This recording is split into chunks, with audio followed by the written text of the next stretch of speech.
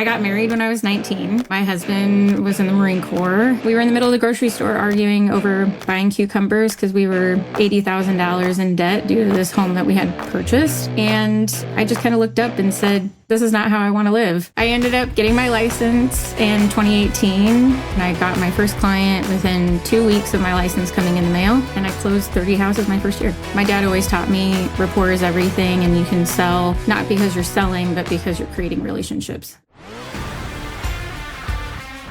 Friends, something special. You are about to hear from a Solo Plus agent. Jason, what does that mean?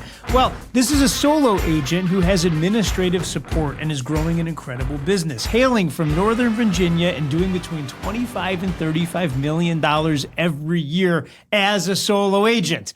The amazing thing that powers this business, friends, it comes from 1,800 households and is driven by something that she calls accelerated farming. Friends, you are about to meet Dilara Wentz. She gets married at 19. She ends up in Hawaii. She ends up all the way across the country in Virginia. And what she sets her mind to, she gets it done. Sit back and buckle up. This is Dilara Wentz. And I am joined today by a friend of mine, Dilara Wentz. How are you doing? Great. How are you? I am fantastic. So we're going to get into how you do just a phenomenal amount of business as Solo Plus, I'm going to call it. But before we do, I ask everyone the same thing. How did you end up in the greatest industry in the world? So I actually got into life in general, adulting in general, in a weird way. Can we just be honest? This adulting is way overrated, I think. It's so hard. Yes. So what do you mean when you say that? So I got married when I was 19. My husband was in the Marine Corps. Thank you for his mission. Thank you. I had my son at 23. All right, back up a second. So you're 19. You're 19. Yes. And he's in the Marine Corps. And you fall in love. Yes. And decide you're going to get married. Did everyone say to you, you're way too young, don't do it, this is a terrible thing? When you heard all that, what did you think? Yeah, I mean, everybody, right? Because you're 19. They're like, what do you know, right? And I was also picking up my life and moving it from Seattle, Washington to Hawaii, which was our first duty station. And I just followed my heart and what I knew was right. So he got the long straw? How did he got Hawaii? That seems like a dream come true. Yeah. So my husband's whole career has been kind of funky. All of our stuff was actually on a truck on its way to Maryland. And 2 weeks prior to us leaving, they called my husband and said, we messed up and we need you to go to Hawaii in 3 weeks. And so all of our stuff's on a truck on its way to Maryland. And then we get orders to Oahu, Hawaii. So when you get to Oahu, they pick you up in a limo and take you to your penthouse. Right. Yes, 100%. I think that, because it's really romanticized. We're going to Hawaii. It's not as romantic as it sounds when you're in service there. What was your experience like? So we lived in like a super makeshifty duplex, which was just a house that they had enclosed a wall and put us upstairs. It had a great view, but we were literally like living in bedrooms. Like our living room was the fourth bedroom upstairs, and we had a kitchen with no dishwasher, no oven. We had to buy a New Wave microwave oven thing and to cook anything meat-wise and stuff. And we had a very small burner stove. So super fun. Got used to the centipedes and the roaming chickens randomly everywhere. But it was a great time. I mean, at the time, we had a good time. It was very different, but we had a good time. Okay, so what happens next? So I had my son at 23. He was actually born in Hawaii. And then my husband left when he was 3 weeks old and did 2 years unaccompanied overseas without us. So that was interesting times for sure. So he goes off into service. Yeah. And is it wartime or peacetime? Is he in combat or no? So he was stationed in Bahrain as an unaccompanied. So it's still connected to a hazardous duty station because it's in the Middle East, but, working in black rooms and stuff like that. So I can't imagine having it was a boy or girl? Boy. So he's got a son. And he finds out now, a few weeks after this baby is born, that he got orders to go. You're staying. So now you and your son are alone in Hawaii? Yeah, we actually picked up and lived like gypsies for what was supposed to be only 12 months, but then turned into 24. So that must have been so difficult. 5 large suitcases. What's your aha from that period as you look back on that? I think that, I didn't get that sense of independence out the gate of, getting married at 19 and everything. So I definitely got to learn myself and the independence that I have and can have outside of, family life and stuff. But it was challenging for sure. It was very straining on our relationship, which leads me down a whole nother road. But coming together, integrating back together is also a very hard thing that people don't realize. That's what I was going to ask. So he comes back 2 years later. You've both grown. You Yes. probably grew in different directions, and you're running a household with a little person, and it which drawer the silverware is in and where the pots and pans. I mean, you're living. Yeah. And then someone shows up and says, "I'm home." Yep. What's that like? Extremely difficult because you're learning each other's habits again. And, I've been very set in my way and the things that we've been doing to thrive and survive.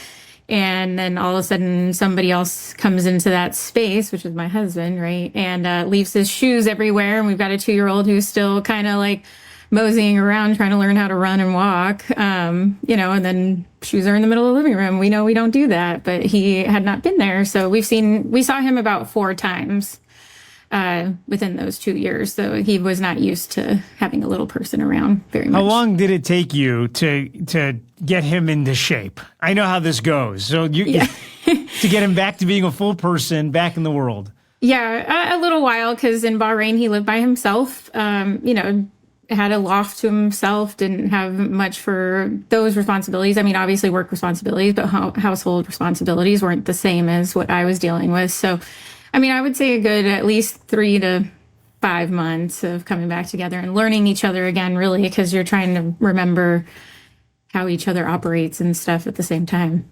So how do you end up in the real estate business? Yeah, so my life has been a whole lot of no's. I joined the Marine Corps when I was 17, got medically discharged out of boot camp. That's all I ever wanted to do when I was growing up. I just wanted to be a Marine.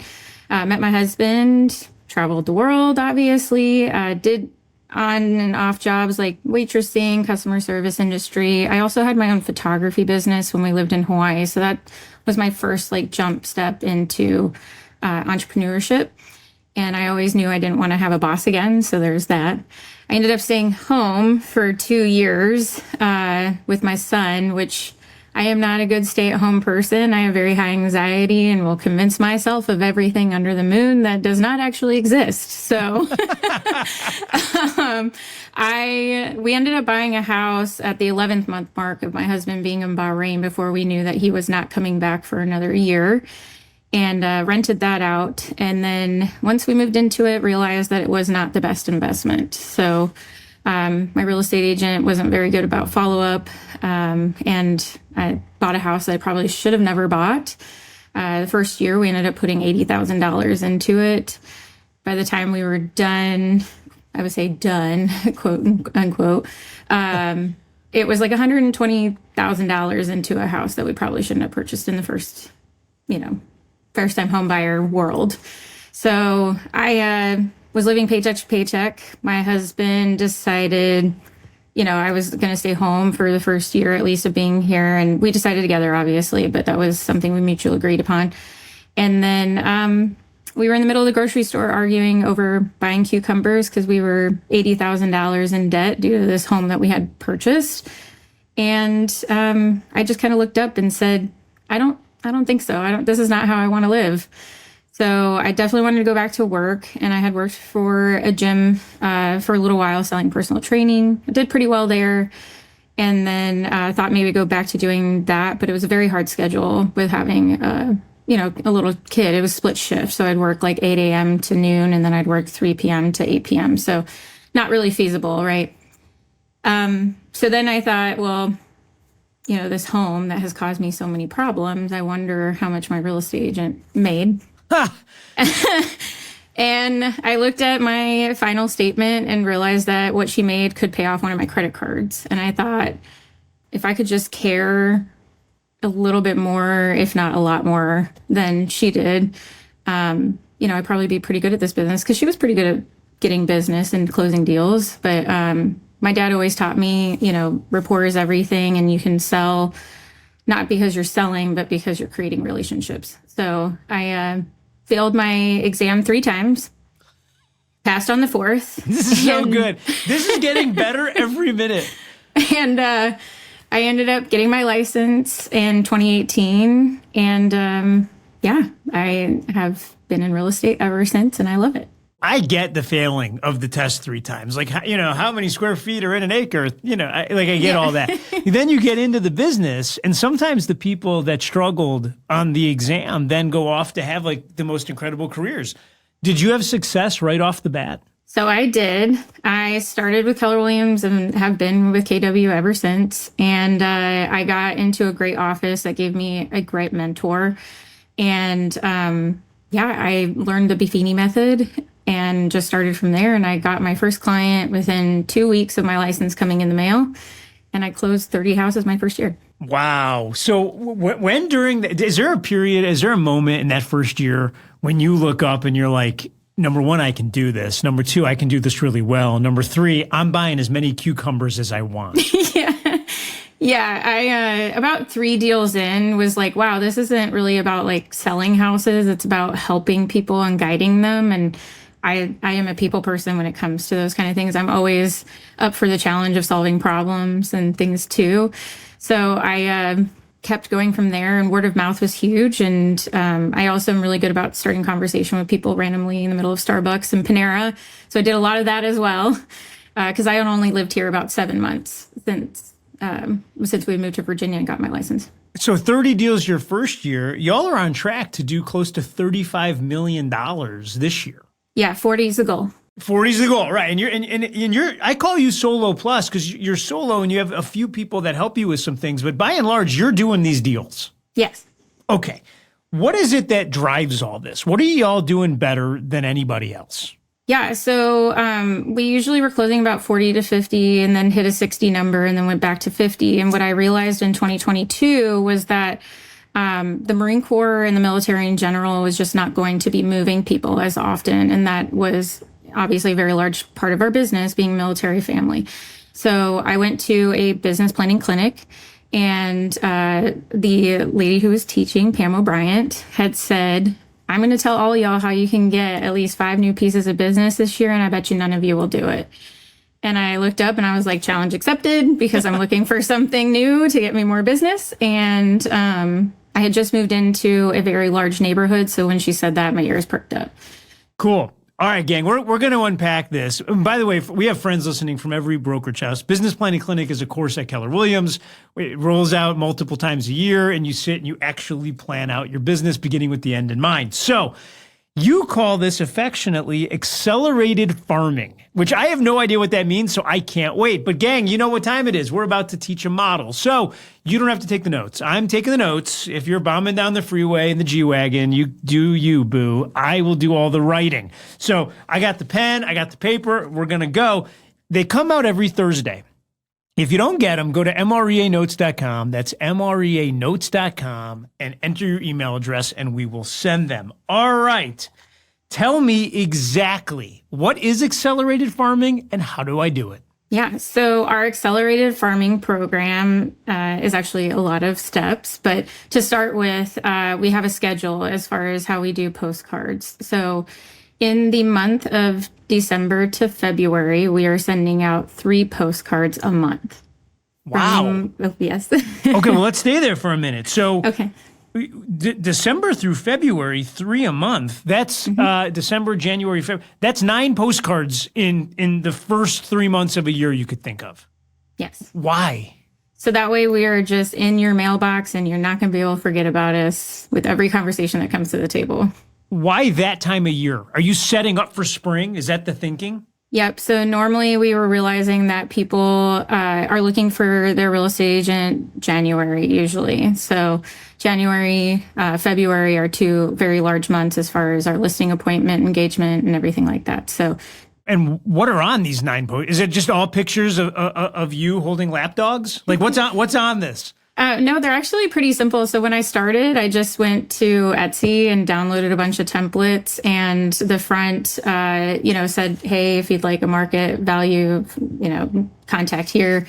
And then the backs are always just happy fall, y'all, or happy winter, happy summer is one of them. And then I love when people are saying that nobody sends out recipes and stuff anymore. So that was one thing I heard really early on in the business, like nobody sends out recipes or arts and crafts or whatever. So usually one of our postcards every month is a recipe that has some sort of food recipe or a cocktail with a mocktail, subsection to it. I like that.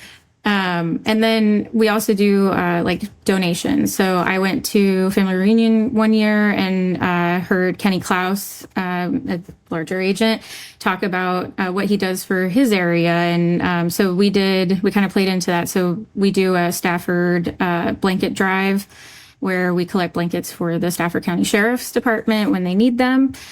Which is our cool way of giving back that way as well. So I love that. So it doesn't sound like what's on the cards is the driver here. It's that you're doing 3 a month and that there's a call to action and then something that is light, entertaining, and local. yes, with our marketing colors, of course. So that way you can recognize that it's coming from us. And then my photo is on it as well. Love that. Okay, so that's step 1. What happens next? So we do 2 postcards a month from March to May, and then 1 postcard a month from June to November. Ooh, that's interesting. So March to May, it goes down to 2 per month. Same type of cards. Same type of cards, just sold as well as coming soons and under contracts. Okay, so I'm going to add in here. I'm going to be doing just solds and just listeds. And then from June to December, only 1 card. Walk me through that. Is that just because less real estate is transacting in your market during that time? Yeah, it's about seasonality in our area. We usually tend to trend down come July and August, just in general. So. Okay, so these are all postcards. Tell me about the actual card itself. Are they 3x5? Are they full size? Are they glossy? Are they colorful? What should I do? So normally they're a full-size postcard, and then we order them through a website called CoreFact. And what happens on CoreFact is they actually embed a QR code into where we put like, hey, scan here for a free, CMA or whatever. And when somebody scans that, it actually sends us a lead email that, your neighbor at 123 Happy Street has scanned your postcard. And then there's a whole follow-up to that. Walk me through that. What does that follow-up look like? Yeah, so our follow-up is a envelope, and it's not a manila envelope because we don't want people thinking they're getting sued. It's usually a bright green envelope, and inside of it has a cover letter just saying like, hey, thanks so much for scanning our postcard. If you need anything in the future, let us know. If none of this information seems correct, also email us. And it's attached to a small mini CMA. And then it has I have a business coin, which is a military coin, since most of our business in our area is very heavy in military. So that goes in there. And then a thank you card as well. So, and that's usually delivered within 24 hours of the scan. Wow.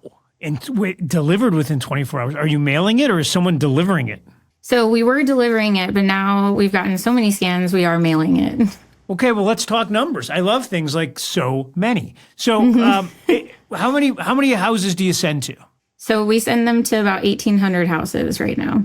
And in the early stages of it, when you send out to 1,800, how many ballpark are scanning that to get info? It's like about 1 or 2 when we first started. Okay, and nowadays? It could be up to 20, 25. Okay, so that's a big aha. So this is going to grow over time. Yes. Now, this is a relatively low intensity touch for the homeowner. They don't have to call, they don't have to talk to you, although that would be a pleasure. They're literally in the anonymity of their own house, clicking something and then receiving something in the mail. Yes. So how many of those end up turning into listing appointments, or is the majority of those people that just want info on what's going on? A lot of them are just want information on what's going on. I wouldn't say that's our high converting touch. That's just another touch that we can do within the neighborhood. Love that. Okay. So I got the cadence. I got the postcard. What's next? Yeah. So when we get a listing, I go to the listing appointment. I currently have a 95% conversion rate because by the time I get there, they know I'm the person. Wait a second. So the conversion rate is one of the reasons it's so high. It's not what you're saying in that room. It's that they've been getting all of this over time. So would you say it's almost closed business when you get there? Yeah.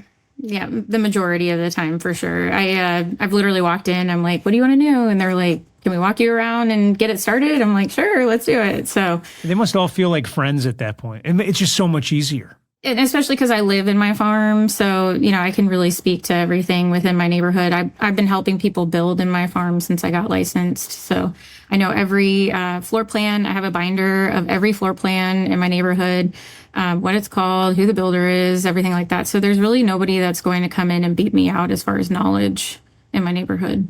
That makes perfect sense. So the CoreFact postcards, though, are all the postcards done by CoreFact or just a certain number of them? All of them. All of them are. Okay, yeah. That makes perfect. And they have templates? That makes it easy for you? They have templates on CoreFact, as well as you can upload your own designs. We do our own designs just because there's things that specifically I like, as well as our marketing color, but yeah. Okay, let's talk cost. You got 1,800 cards you're sending. Ballpark that cost for me. They're about 79 cents a postcard. And that's sent and in the boxes, or 79 cents then plus postage? 79 cents a postcard is what it is. And they do the licking of the stamps. You don't have any paper cuts on your hands. They're sending it all out. Yeah, I actually just put myself on the mailing list so I know they're getting sent properly. Gang, that's brilliant. I love it. So how many leads, quote unquote, is this generate? How do you think about it? I honestly have not tracked the metrics fully on the scan because I'm really all about setting the appointment. So there's other things that we do once we get a listing as well that we're touching on people with in our whole farming plan, which is why we call it accelerated. Because it's not just the amount of postcards we're sending. When we go to a listing, we're following kind of what Jenny Wollick does with her swag bag at the listing appointment. Well, hang on. For some of the folks that don't know what that is, unpack it. What's the swag bag? So we have a branded grocery tote with the Heart and Honor Home Team on it, as well as like sticky notes, a notepad that's branded pens, again, my business coin, a thank you card, a measuring tape that's branded, small little gift items like that. So why does that matter? It makes you memorable. I mean, not everybody's doing it. So not only that, but if I don't get a listing right off the bat from the appointment, I'm more likely going to get it later because they remember me. Have you ever been in the grocery store and seen someone carrying your bag? I actually just recently did last week. Isn't that the most rewarding thing ever? It's like the greatest day. Yeah, it was pretty cool. You like pop up around the tomatoes. You're taking pictures of them. I get it. I know. I've been there. I totally get that. So this farm area, these 1,800 homes, how many sales will you do, give or take, in this area? So this year I have 20 signed. So 17 have closed, and I've actually gotten 29 pieces of business out of that whole thing. Man, it's fantastic. Are you supporting it with social media at all? Do you do anything on social media or not so much? We do a little bit, but I'm more about the touches. So once we get a listing, we do pop-by bags around the listing. Tell me about that. What's in a pop-by bag? Yeah, so we do a sorry for the additional traffic on your street type card on a bag of candy. I don't door knock. I did it once, and it's just not for me. I would tell people that's fine, right? Like if you're not a door knocking person. So I have a little rubber band on a baggie and we hang it on the door and it says, sorry for the additional traffic on your street. If you'd like to know more about the market, so on and so forth. And it's all in our playbook. I love that. Have you ever gotten a call from that or that? Really? Yeah, I've actually gotten an email where the subject line was goodie bag, would like to list. That must be the greatest feeling. That's pretty cool. Yeah. Because we not only do the, sorry for the additional traffic, but we're doing them once the house goes under contract as well. And then once it's sold. So we're doing 3 touches of goodie bags, Popeye bags, every time we have a listing. And it's candy the first time. Does it change, or is it candy 3 times? Are you like the Willy Wonka of the community? No. Yep, just small candy. Yeah, love it. The entire time. What's the favorite candy you put out? Well, I do stuff that can't really melt, right, in the hot months and in the sun. So we do Airheads and Starbursts and Smarties. On behalf of Sour Patch Kids, I just want to say, give us a chance. I think you'll be pleasantly surprised. That is my favorite candy. I just can't find bags small enough to go inside of them. Perfect. Okay, I just want to go through this once and make sure that I got it. It sounds like the key to this, and the reason that this is an accelerator is because of the way that you space out your postcards. Yeah. So in December through February, I'm going to do 3 cards. Then in March and through May, I'm going to do 2. The rest of the year, I'm going to do 1. You use a vendor called CoreFact, and they do everything, 79 cents a piece. You're in and you're out. Mm-hmm. The key to this is it's going to generate people that click on a QR code that want to get some sort of valuation, and it takes them to a site that provides that, and then you have a follow-up campaign from there.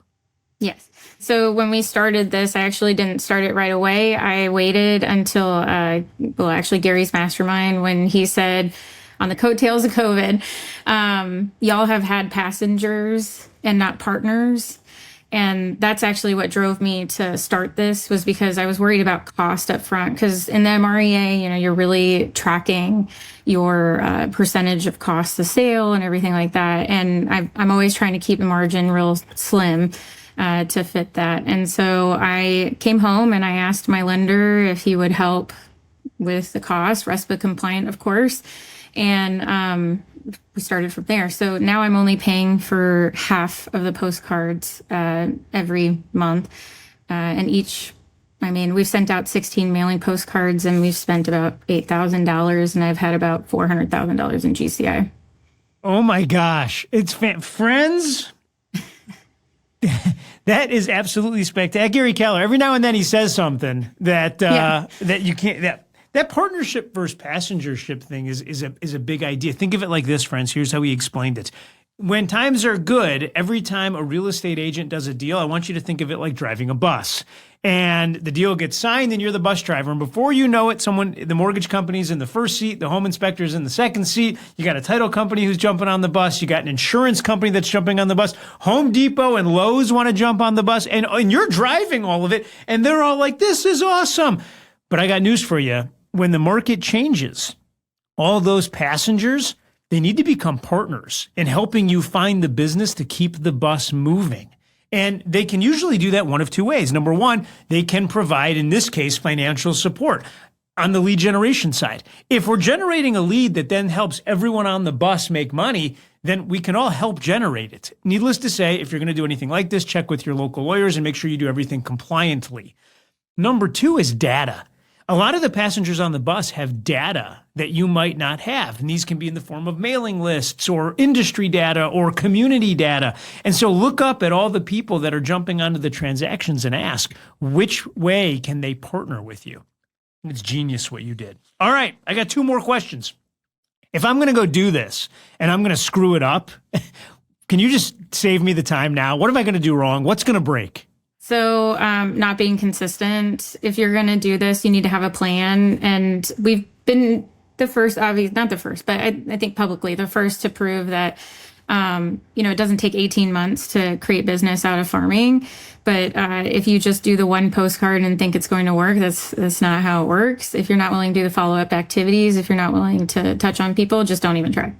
Love that. Number 2. It's rare to find a solo agent that's running at this sort of scale. And I understand you have a little bit of support. But I believe, and I think the numbers are going to start to bear this out, I think they do already, is that some of the most profitable businesses in all of real estate are solo agents with a little bit of support. When you wake up in the morning, where do you try to keep your profit margin? What's the number that you're chasing? Yeah, so I'm running at like 40% right now. So I'm trying to keep it at 50 is good.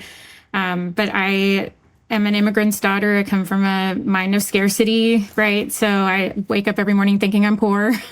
And I think that way in my business as well. So my executive assistant helps me with checks and balances and keeping it all tight and ready.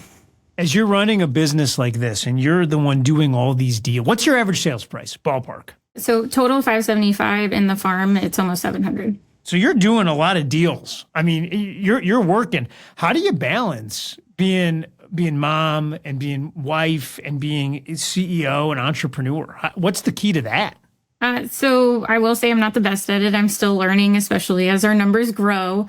I hit a wall and just last week and took some time for myself. I took 4 days, turned off my phone, all the things. So leverage Wait a second. Did the world end? Did every deal come together while you weren't there? Did the world crash down? Did the kids forget to wear pants? What happened? No, I definitely felt like it was going to happen, of course, which is why I've really never done it. But I woke up one morning and literally crying from anxiety and said, enough's enough, and booked a 4-day solo trip to Florida. So the big thing about balance, though, this year, whenever I'm creating goals, I'm always talking to my family about the goals, right? So my husband and I set some financial goals, and I know if I buckle down, we can meet those, but we had to create those goals together and make sure that we're on the same page. Know that I'm going to be working late. Like my very first year in real estate, I was like, okay, if I'm going to do this, I'm going to do this. Like I'm not going to be home and be hustling, previewing property, doing what I need to do. And so he agreed. And, we were on the verge of divorce my first year in real estate because financial stress is a thing. And if you guys are not on the same page within your relationships, it'll take a toll and it won't be fun. So we, as I'm setting goals, we are always on the same page as far as what my schedule might look like and open communication as far as hey, you just need to pump the brakes. But I do Taekwondo twice a week with my son. We do it together, and I'm testing for my black belt next month. Wow. We've been doing that for about a year now, which has been great because that's personal time with him.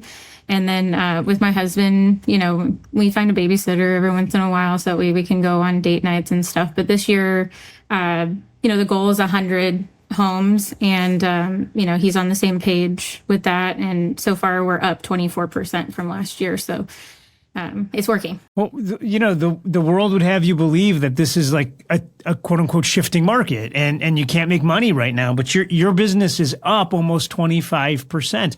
How can that be? I took it as a challenge, when everybody's down in the dumps. I took it as I'm just going to buckle down, not listen to the nonsense and do what I need to do to help my people. I really believe in coming from contribution always. 100% all the time. So I'm never going into a sale thinking about the next commission check. I'm always going into a sale thinking about how I can help people. And I think that puts me apart from a lot of people. It puts our team apart from a lot of people. I love that. Have you read the MREA? Yes, I have. What was your aha? I think that building out a business isn't as hard as you think it would be. It's literally a manual to it. Right? Yes. There it is. It's very intimidating when you first start, but as long as you have the support, especially within your brokerage, I have great support within my leverage and my brokerage, I'll be able to thrive and survive. I love what you're doing. I love how transparent you are and how humble you are about the size of the success that you've had, because you're breathing very rare air and you do it so elegantly. And you're an everyday person. That's what I think is so fascinating, because I don't think any of this success has changed you. You come off to me as a journeyer who still thinks you're at the beginning of the journey, even though you're one of the people that are inspiring hundreds of thousands of others. Thank you. Yeah, I always think I'm broke every morning. By the way, might be one of the things driving the success. Thank you for everything you're doing for the industry, and thanks for being on the program today. Thank you. Do you ever work out? We got any bodybuilders out in the audience? Because if you do, and if you're on the quest to put on more muscle, and by the way, we met an incredible author who said that America wakes up every day thinking it has a problem with weight and fat and has a fat problem. She said it's got an anti-muscle problem. She said that the key is putting on muscle. And if you're in that camp and you read about it, you'll at some point enter into the creatine world. And everything you read on creatine will say, you need to do a bunch more of it on the front end. You got to load up. And then you get to do less. Friends, that's all she's done. She's put a farming program on creatine. She wakes up in the morning, and from December to February, she's going to send 3 postcards a month. That's 9 collectively. Then she's going to taper down a bit. In March through May, she's going to send 2. The rest of the year, she's smooth sailing, sending 1. Why does she do it? She does it because she's loading up in a fall cleanup or winter of renewal mindset so that she has a spring explosion. She's outsourcing all of this work to a third-party vendor. And at 79 cents a card, when you think about her average sales price, friends, it's no wonder she's making $400,000 or $500,000 a year running that model. Dilara knows her numbers. Like, she understands where every dollar is being spent, and she understands what drives the business. Here's the reality. If you're going to succeed in a farm area of 1,800 houses, she front loads it and then is very purposeful about making connections through their real estate. Whether it's dropping by and putting something on the door around every listing she takes, or making sure that they're carrying her grocery bags when they go grocery shopping. I'm reminded time and time again that one day follows the next. And the reason that farming is one of the most successful, scalable, and I believe, by the way, duplicatable systems that we keep uncovering on this show, it's because of the power that one day follows the next. It's consistency. Here's the reality of it. Although only so many pieces of real estate sell every year, over time, almost every piece of real estate will sell. And so it's a mathematical certainty that if you're consistent and send the things every single month, or in her case, 3 times a month, you're going to win. You're going to sit back and the phone is going to ring. One last note. In a day and age when we all have to be so careful to be TCPA compliant, having mailing systems that make your phone ring instead of you having to ring somebody else makes all the sense in the world. Friends, go forth and do likewise.